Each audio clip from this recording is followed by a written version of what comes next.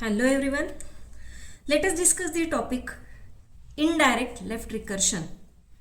First of all, what is indirect left recursion? In the grammar, the left recursion is present but it is not present directly. Then that left recursion is known as indirect left recursion. Actually, if we replace some productions, then we occur direct left recursion, and that left recursion will be removed by using rule. So let us consider one example. For example, S gives A or B, A gives S, B or C. Here direct left recursion is not present. Then how we can identify the left recursion is present in the given grammar? So let us consider here. The given grammar contains S gives A or B and A gives S, B or C. Here if we replace the productions of A instead of this A, so S gives, instead of this A we have to replace the productions of A, S, B, A or C, A. Okay. Otherwise, another way is that if we replace the productions of S instead of this S, non-terminal S, so A, B or A, B, B or C. Let us see here. First of all, we have to replace. We have to consider which production has the indirect left recursion. So here, if we replace value of A, production of A, then we will get direct left recursion. Otherwise, if we replace value of S or production of S, then we will also get the left recursion. Either we have to replace the production of A into the productions of S, or the productions of S into the production of S. We can replace only one productions from these two productions. So here in given grammar, first of all we have to write in given grammar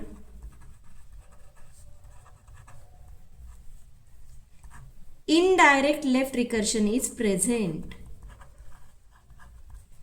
Indirect left recursion is present. So here I am replacing the productions of A into the productions of S. So by replacing the productions of A into the production of A, S into the production of S. First of all, we have to write the production of S. What is the production of S? S gives A or B. Here instead of A, we have to replace the production of A. So S gives, what is the production of A? S, B or C. There are two productions of A. First of all, we have to replace, instead of this A, that is SB. This, in the place of A, we have to replace SB. SB, and this A will be remaining as it is. Then say next production of A is C. Instead of this A, we have to replace C, A, and this B is as it is. In this way, we have to replace the productions. So here we get direct left recursion. Here we get direct left recursion because left hand side non-terminal S is present in RHS of the production at the leftmost side.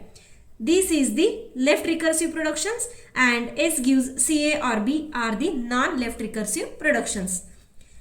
Let us write the rule to remove the left recursion. The rule is that A gives beta A dash and A dash gives alpha A dash or epsilon. This is the rule. Now we have to decide here what is the value of alpha and beta. So value of alpha is nothing but BA, because left hand side non-terminal s is attached to this production, so that except this non-terminal, what will be the remaining? That is the value of alpha. Value of alpha is compulsory present in the left recursive productions, and remaining ones are beta.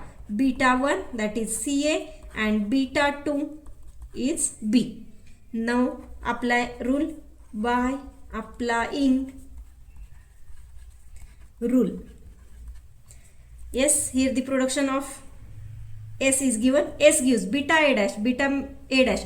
Here two betas are there, so that first of all we have to write beta 1 A dash or beta 2 A dash. Beta 1 C A S dash or beta 2 B S dash.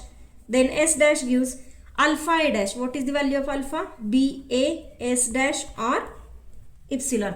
Here epsilon production is present, then we have to remove the epsilon production. S dash contains epsilon, so that S dash is nullable symbol. Then we have to remove that nullable symbol also. So after removing nullable symbol